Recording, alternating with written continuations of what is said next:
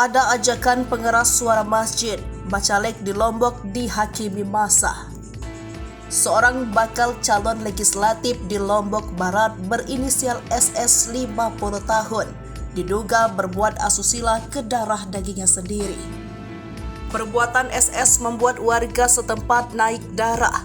Awalnya hendak dilakukan mediasi, lalu menggunakan pengeras suara seorang warga mengajak berbuat anarkis ke SS. SS pun langsung dihakimi oleh warga dan mengalami luka-luka. Akibatnya, SS pun dirawat di Rumah Sakit Umum Daerah Tripat Lombok Barat imbas luka parah yang dideritanya. Polisi mengamankan lokasi SS dihakimi massa. Saat itu masih terjadi penganiayaan terhadap SS. Polisi dengan sigap melerai dan memisahkan SS dari rombongan massa. Kapolsek Sekotong Ibtu Ikadek Sumerta membenarkan SS orang Bacalek. Terpisah, Kabid Humas Polda NTB Kombes Pol Arman Asmara mengungkapkan pengeroyokan itu berawal dari pengumuman yang disampaikan salah seorang warga setelah melalui pengeras suara di masjid. Korban sudah membuat laporan ke polisi. Arman memastikan situasi di TKP hingga saat ini masih terpantau kondusif.